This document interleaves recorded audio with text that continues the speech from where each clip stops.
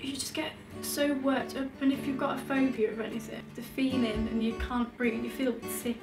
I can't count the amount of times I've cried my eyes out at someone's party. Every day for 14 months, didn't it?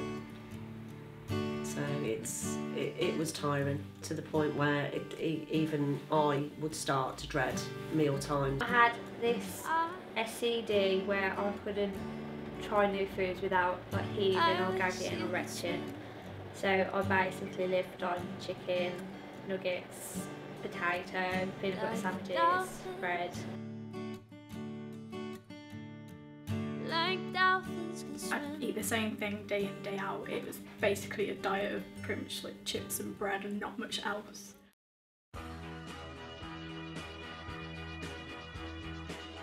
I've been to my GP,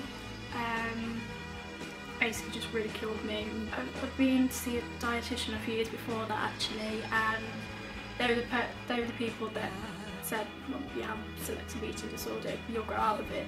And that's all I was ever told. It was, you know, it's just a childhood thing.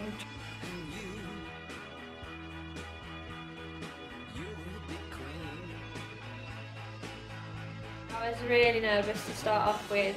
I tried to put a brave front on, but I was really panicking inside. I was really hoping that this would be the time for me to change how I'd been for the past 14 years.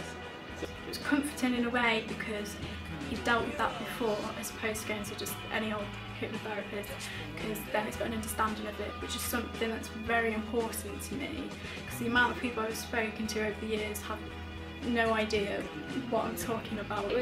He made me feel so welcome, and I felt as soon as I met him, it felt as if I'd known him for years. Now I feel a lot more calmer with every single thing I have. Food and drinks. They've got a small plate of some rather unappealing foods, but he left the room. I picked up some ham and pretty much any sort of meat, like it's always been horrendous. It'd be straight in my mouth and I wouldn't even be able to chew it. I'd retch and it can't do that. But I tried it, I was chewing it. Something missing here. Oh yeah, not retching. It was such an odd feeling, and then I thought, you know what, be adventurous, go for the olive, and it was fine. It was just so, what has just happened, honestly felt like a dream.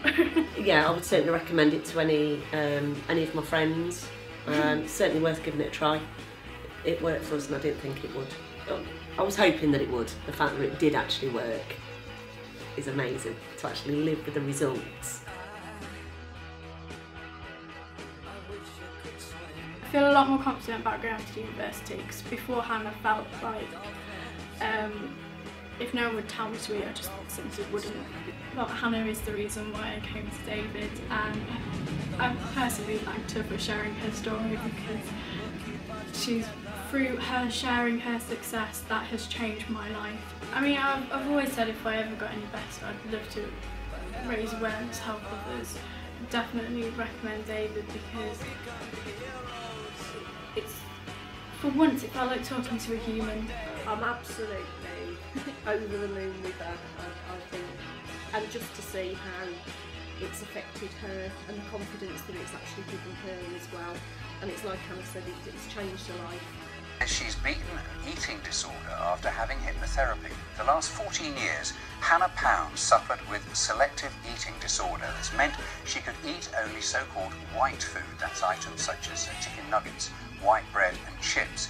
Eating anything else just wasn't an option, as it made her physically sick. Laura May McMullen reports.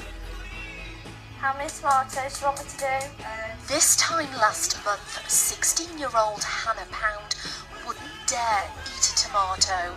And okay, it takes a lot of work afterwards, and you've really got to want it, but it just takes away that initial anxiety and sets you off for, you know, got amazing opportunities ahead of you.